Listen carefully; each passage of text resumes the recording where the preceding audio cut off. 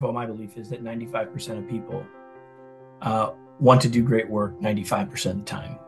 Not everybody and not every day, but almost everybody, almost all the time. And Mm. so that means I believe that internally, most of us are truly wanting to move in the direction of our potential. So, what can we do as an outside person to encourage, inspire, enable people moving toward their potential? Well, number one is we have to see it Mm. and we have to believe it and we have to help them see it.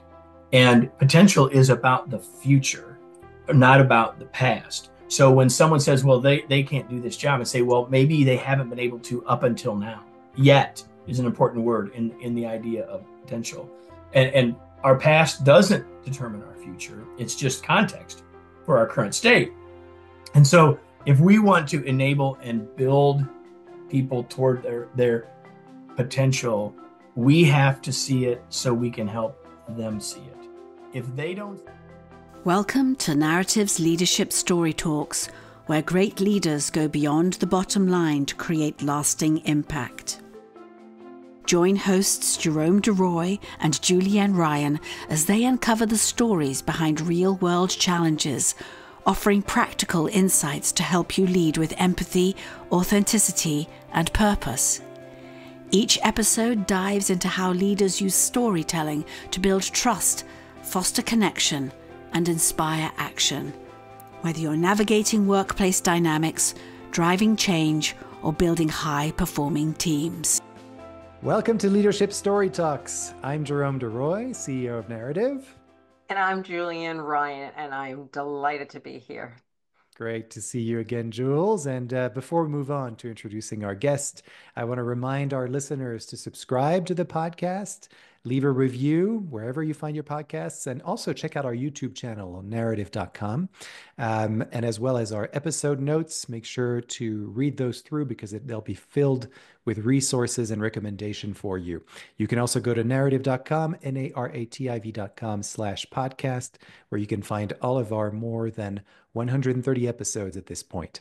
All right, without further ado, our guest today is Kevin Eikenberry. Kevin is the Chief Potential Officer of the Kevin Eikenberry Group, a leadership and learning company based in Indianapolis, Indiana, with a team across the US. He has spent over 30 years helping organizations and leaders from at least 53 countries become more effective. Global Gurus has listed him on the list of most influential thinkers on leadership for the last 4 years. His blog, kevineikenberry.com/blog, and podcast, remarkablepodcast.com, are among the most popular on leadership. Remarkable Leadership from Bud to Boss and The Long Distance Leader, The Long Distance Teammate, The Long Distance Team are among the books he has authored and co-authored. Kevin believes his new book, Flexible Leadership, Navigate Uncertainty and Lead with Confidence, is his best and most important work yet, and we're going to find out why. All right, thank you so much, and welcome to the show, Kevin. I am so glad to be with you guys. I really am. Thanks Thank for you. having me. Yeah, of course. I've been looking forward to this. So I want to get right into it and ask you what inspired you to first of all create the Eikenberry Group, focusing on leadership and learning and to write so much about leadership. I believe that I'm doing the work I was put on the planet to do, which is I feel honored and blessed to be able to say that. I know that not everyone feels that they can say that. So having a company which didn't always have bear my name but does now, right? I guess it makes sense that my personal mission and our professional mission are connected. Um, we are in the business of helping leaders be more effective so we can make a better world because nothing improves in the world without people leading, right? Things can devolve on their own. They're not going to evolve without someone saying, let's go that way. And Mm. so we are really in the business of trying to help leaders get better and do better and those sorts of things. And so that's why we're in business. And so writing is sort of from both a missional perspective useful, but also from a commercial perspective useful because when you have a book that's got your name on it, people think you're smart. It may not be true, but it's like one of the quickest ways to build credibility, if you want to think about it from sort of a marketing perspective. Mm. So I've been writing for a long time, as you intimated in the opening, and so it's a part of who I am and what I do, and part of how I support the work of our organization. That's great. I'm curious also about this particular book, your latest book, Flexible Leadership, and that word flexible. And given that you have been working in leadership and, written about leadership for a long time, I wonder what kind of got you to arrive at this point of saying flexible is the term I need to put in that title and focus on at this. I mean, is it a moment thing, or is it something that's been built over time and you've just kind of realized, hey, that flexibility is where it's at?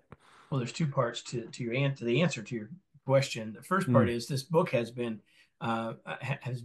being created in my head for a long time, from the work that we do and the observations that I make. mm, And when I was first thinking about titles, this is probably the worked the hardest on, spent the most time on, got the most feedback on this title of any I've ever done. And maybe that's why it's a darn good title. Maybe that has something to do with it, the fact that I actually got more feedback. But uh, when I first started thinking about this work, the word paradox was in my head, mm, because one of the big ideas in the book is that we have to flex because we live in a world that's complex and uncertain. And so there are paradoxes we have to deal with. But I'm so happy that at the end of the day, we landed on the word flexible, and that helped to reframe the book a bit. But the idea of a paradox is still certainly an important part of what we're talking about here, because the world that we live in and work in and lead in today is more uncertain, certainly, than we've ever experienced. I would say probably ever, but certainly more than we've experienced in our adult lives. If we think about leading 15, 20 years ago, there was a lot more certainty about a lot of things mm. than there is today. Yeah. And I'm not just talking about big geopolitical global stuff. I mean, that's all true, but you don't even have to set your sights that high for you to know that that's true. And so the three key words in the title, I think, are all super informative and illustrate the ideas of the book. Flexible, which we've talked about, uncertainty, which I've mentioned, and the third one is Mm, confidence. So when things are uncertain, our confidence wanes and our will mm. retreats. And so what I'm trying to do here is, and we all know how important confidence is to our success in doing anything, right? And so what I'm trying to do here is to give people a process and a flow and a thinking approach to help us build our confidence back even when things are uncertain. Yeah, yeah. Jules, yeah. I want to come back to the points you're making, both of us do, but I am a backstory addict. So I always want to know the why. And one of the key questions we're always asking is why this story and what shaped you? So when you were sitting in an office, in your car, like what's a story that really shaped who you are and what you're doing in this work? Because In you have a general, unique thing. You're in general, like you are a leadership, you're a coach, but what makes you uniquely? What was that story that really took you on this path? Yeah, there's a question that we ask of all of our guests, and that's the only question that's always the same, which is, what's an experience that has shaped who you are today? So it could be really anything, because there's a lot of experiences that shape us. But in this moment, what comes to your mind, I guess? Is that okay, Jules? Is that a good way to Yes, represent yes, that? All you right, cool. kept to the script one. I just paraphrased it a bit. Okay, fair There you enough. go. That so works. so Jerome, it's so funny that you said what's the one that comes to your mind, because it's not it's not the singular one, but it is the story that comes to my mind.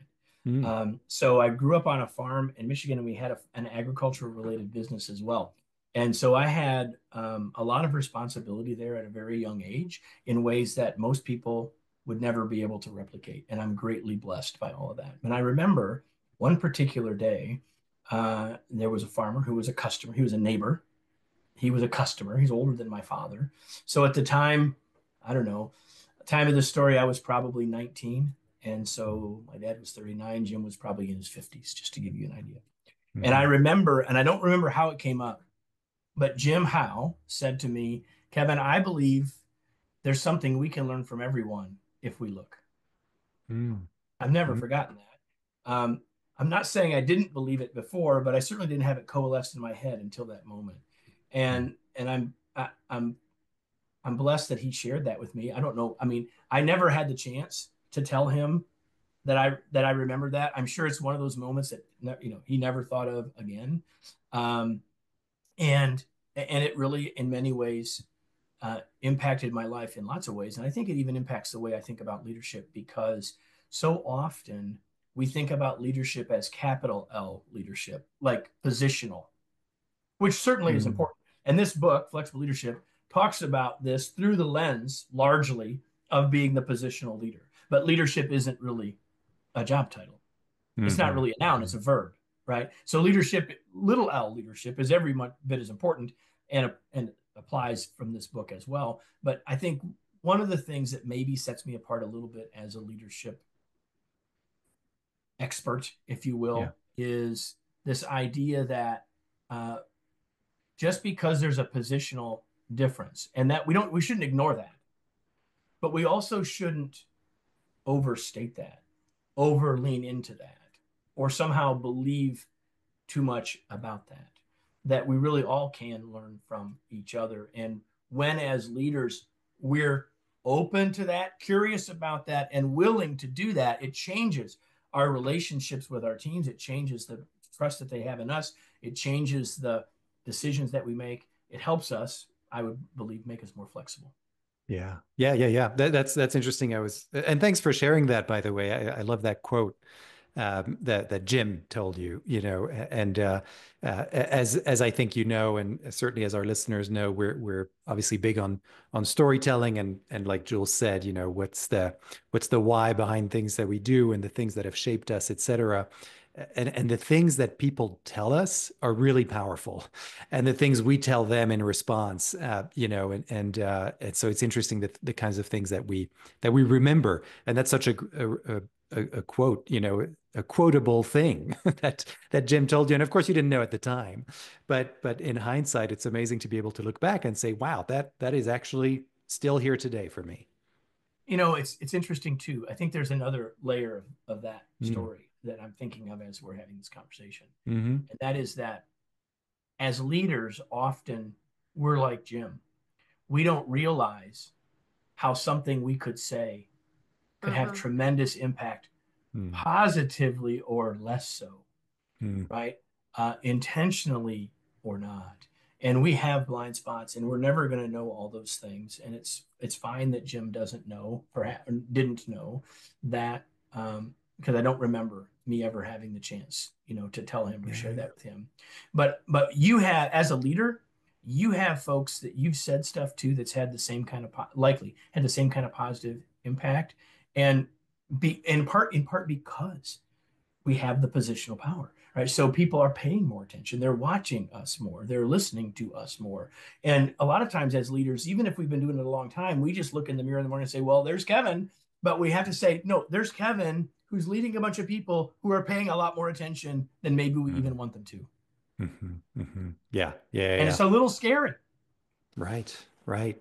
I'm curious, Kevin, about that aspect of things, being a leader and the responsibility that comes with it, obviously, and the pressures and expectations, et cetera, that one may or may not be aware of.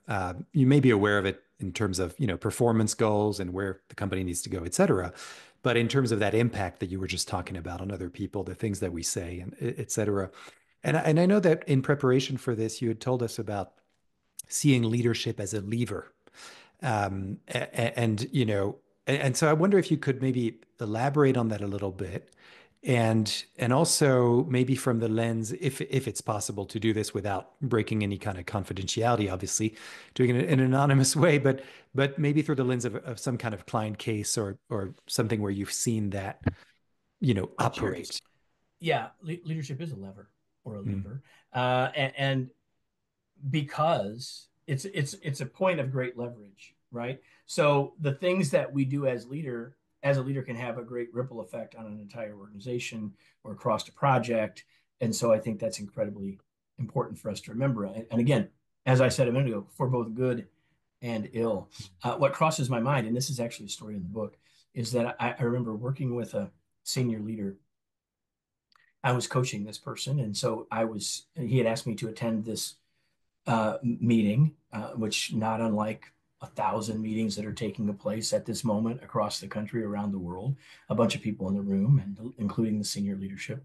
And during this meeting, a presentation was made, like 1,000 presentations that will be made today. And after the meeting was over, he says, well, what did you think of that one presentation? I said, well, I thought it was fine. You know, they seemed to do what they were doing. He goes, when they started doing it, I was trying to figure out why they were on the agenda, why we were talking about this. And I just waited for him to continue. He says, and then I remembered about 6 weeks ago, I asked someone a question, kind of expecting or hoping for a back of the envelope kind of answer. And what I got was 3 weeks worth of work and a presentation in a senior meeting. Mm. So the lever can be for positive or negative. And the point there really was, I didn't need that much effort, at least not yet. I didn't need that much detail, at least not yet. What I wanted was something else.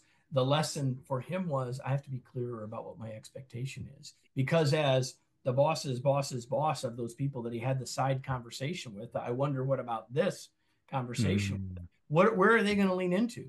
Well, we want to serve this guy. We want to make sure we meet his needs. We want to, and it became what it became. Yeah, A Right? yeah, big yeah. thing. Way more than he wanted or needed, and he had no idea it was happening, really. And he certainly, would have rather had some of that time and energy used for something else Yeah. if the expectation had been clearer from the start. Yeah, yeah, yeah. Good example of influence and impact, and the spoken word translating. And it is like the old children's game of telephone, like when by time it gets translated down, everyone is putting their own voice and character and being their own screen director in their heart. I'm curious 100%. again, just like Jerome is all the time. Um, Coaching and leadership coaching particularly is an alchemy. You can have a coach come into an organization and create some interesting dynamics, or you can have somebody that really creates an environment that helps the person or the teams facilitate change and really own who they are and make them look smarter because they're just in it for a whole interesting reason. And I witnessed this years ago. One coach that it was painful to watch what happened with the senior management team and the residuals effects of some of their directions. And then Even somebody if who there I was no admire. intention there, even if there was no negative intention there, right? Yes, You know what yes. But, happened. and it was amazing to watch insight and true collaboration, and that somebody sitting on the fence of standing back and letting the group really start to use their voices the way they should and use them for each other, because that individual is not always going to be in the room. So why you? Like when somebody comes and you're looking at this dance of coach versus possible client, what are some things that you need to have in place or you want to see as part of the ingredients before you say Mm. yes to the assignment? Mm. Well, the first question I'm going to ask is, if they're asking me to coach someone, is that person on board? Why are you asking? Are you trying to fix somebody?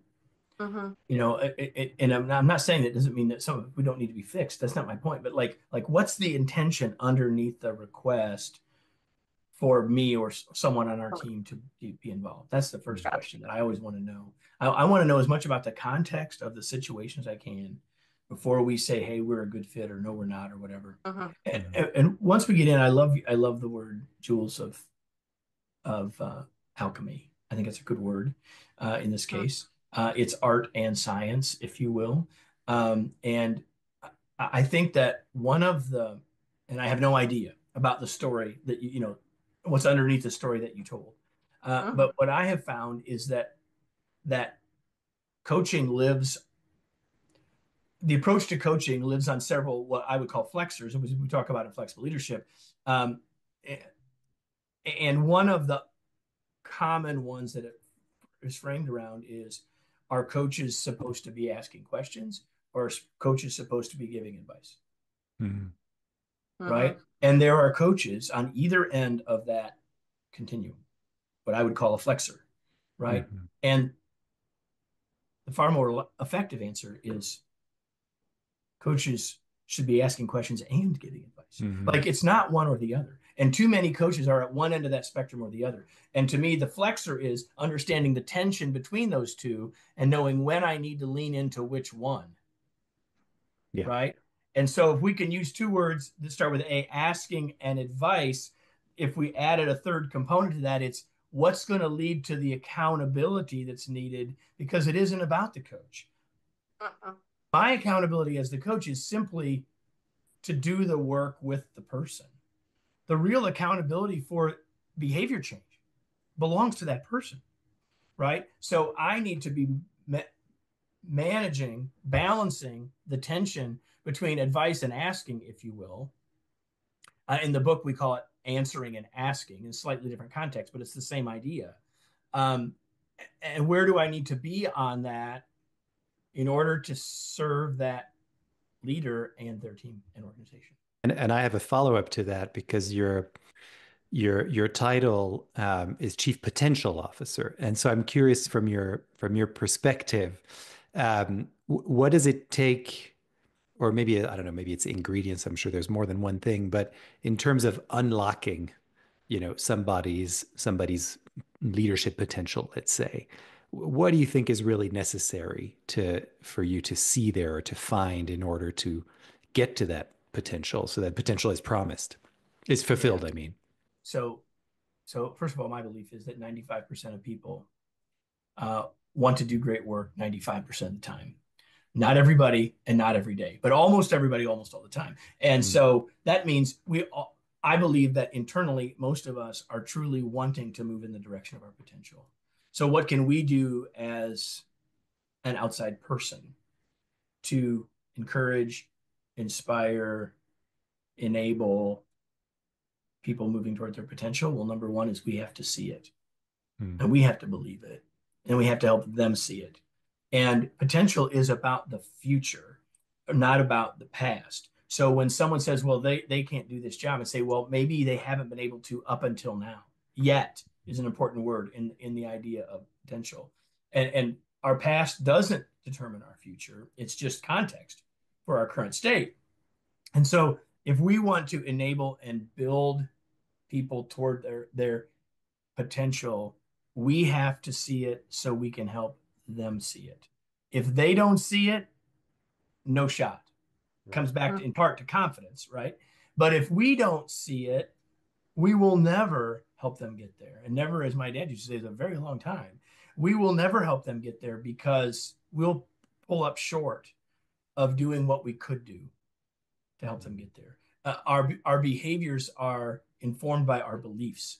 And if my belief in someone is that their potential is significant, then I'm going to interact with them. I'm going to treat them. I'm going to offer them all sorts of things that I wouldn't otherwise. And much of that is subconscious. Much of that is not intentional. And so getting that part right is really important. Yeah. So much is well, it goes back to that very beginning at the quote. All you have to do is look, right? So yeah, it's where you look that's important. Absolutely. We're getting to the end of our time. Unfortunately, it's going super fast today. It always does. I know it always does. There's two things that I'm curious about. One is we started this podcast. We started this podcast. It was kind of it was the pandemic, wasn't it? It was 2021 still. The rise of remote work, et cetera. And I wonder, in your field, and having been in this field of leadership for a while, I'm sure you've seen different types of evolution in terms of the context of work in which people do their work, in which people lead. But in terms of this remote work, what have been your sort of observations about that, and how has that affected your job as a kind of leadership trainer and coach, et cetera? So you're asking me that when we're supposed to be winding up? Seriously. So first of all, in 2 minutes, please. I co-wrote a book called The Long Distance Leader that came out when Corona was still beer. And since then, we've done a second edition of that book, in sort of the post-pandemic world. And I've been leading a remote team for well over a decade. So we had that perspective. and we had the perspective of working with folks leading up to, and then obviously many people through the the the lockdowns and the pandemic and everything that goes with it. And I think that you framed it right, that the context of work has changed, and it's changed, and it's never going back to where it was before. And that's continuing to be really hard for a lot of leaders. They're wanting to say, well, why can't we just get it back to the good old days? Right. And they're not saying it that way exactly, but that's what they're yearning for. And and listen, it's understandable. And I want anyone who's listening that's kind of judging your bosses or your senior leaders about all this and saying, well, what the heck is wrong with them? I want you to think about this for a second. They may be, they may have the same color hair I have. And if you're only listening, it's gray, right? They may have the same color hair I have. And they had personal success in a world where we networked in close proximity, when we interacted in close proximity, and our meeting happened when we were together on a whiteboard. And they had not only had experience with that, they had success with that, both for themselves. They grew up in that, and they knew how to navigate that world. That world made sense to them. And you know what? They built a career and they built a business around that. And if that's you, why wouldn't you want as much of that back as you could get? I think we need, there's a lot of things in our world that are polarized, right? And this is only one example of that. And so we cast stones at people rather than saying, well, maybe I need to understand and grant a little grace here. Now, having said that, for all of you that are in that spot of wanting, I just want it the way it used to be, realize that we changed the societal view of work over a weekend, fundamentally, right? And it didn't change back in 2 weeks like a lot of people thought it was going to. We'll be back in 2 weeks. We'll be back at Memorial Day. We'll be back, we left at St. Patrick's Day. We'll be back at Memorial Day. Well, that isn't what happened. So the fact is, the way we view work has changed in a flash, and to expect it to go back is folly. What we have to do now is recognize that how we lead hasn't completely changed. In the long distance leader, in both versions, we said rule number one, think leadership first, location second.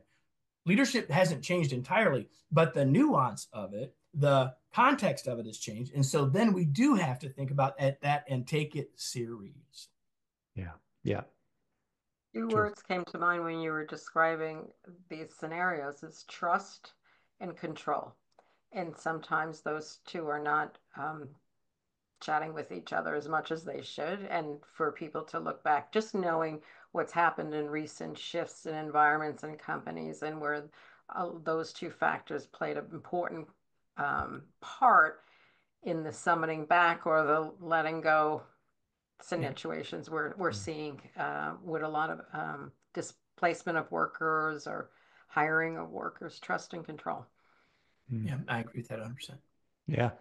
All right. So now I'm truly landing the plane here. I want to thank you, Kevin, for these great answers. I think you've given us a lot to think about. And I love that you've got these books that are out, and we'll be sure to put that in our episode notes, as well as where people can find those books. But for now, what would you like to leave our audience with, whether that's advice, recommendation, resources? The floor is yours. So the first thing is, we've talked about this idea of being a flexible leader. And so what I would say to everybody is, certainly I would love for you to go get a copy of Flexible Leadership. You can learn more about how to do that, get a sample chapter, and point you to some bonuses if you buy more than one book, all this sort of stuff, by going to kevineikenberry.com/flexible. So let me say that first. And then let me say that to be a flexible leader is, I believe, the way we must lead in an uncertain world. In fact, uncertainty will be quelled in some ways when we're able and willing, and those are both important, able and willing to be flexible in the how we lead, not in our principles or values, but in the how we lead. And so hopefully, if that idea makes some sense to you, then the book and a lot of our work will help you put skills and habits around that idea. And we'd love to help you with all that. And the other thing I want to do is give everybody a chance. I'd love to have you buy books. By the way, if you're going to buy one, you should really buy two. And here's why. Because if you buy two, you've got a chance to have someone walking alongside you, learning it with you, helping each other be accountable and learning it, far better chance of success. And I'm not just saying that because I'd like you to buy 2 books. Of course I would, but that's not why I'm saying it. But I also want to give you something. If you don't want to buy, Kevin, I don't want to buy anything. If you go to kevineikenberry.com/gift, we will give you a access to our remarkable masterclass about building confidence in ourselves and others. We sell it every day for $79, but since you've been listening to us here, if that seems interesting and valuable to you, if you'll just go to kevineikenberry.com/gift, it'd be my pleasure to give that to you. Wonderful. Wow. Thank you very much. That is a great gift indeed. So yes, please, listeners, do take advantage of these offers, and certainly go and get the book and find out more about Kevin Eikenberry and the Eikenberry Group and all of their incredible work. Really, it's been a privilege and honor to have you on our podcast, sharing your wisdom and insights. So thank you very much for being here today, Kevin. It has truly been my pleasure to be here. Yeah, this has been great. And thank you, Jules, for being my wonderful you. co-host as always. And I want to thank our listeners for being here as well. And just to remind you that if you've been inspired by this particular interview, you should really consider enrolling yourself and or your team in our group and one-on-one training programs that focus on storytelling, especially around leadership development, sales, team building, and employee engagement. For all of that, you can go to narrative.com, NARATIV.com. That's also where you can learn more about what we've talked about in this podcast. If you go to narrative.com/podcast, that's where you'll find our archive of more than 130 episodes. And we're always ready to listen to you. So please reach out. And again, thanks for listening. Don't forget to subscribe, leave a review, and also check out our YouTube channel, Narrative, on narrative.com. All of this drives word of mouth. And as you know, we want more and more people to be able to benefit from the kind of wisdom we got today. So thank you so much, everyone. And until next time, see you soon. Bye. All the best. For more information on the narrative listening and storytelling method and how it can help your business, go to narrative.com.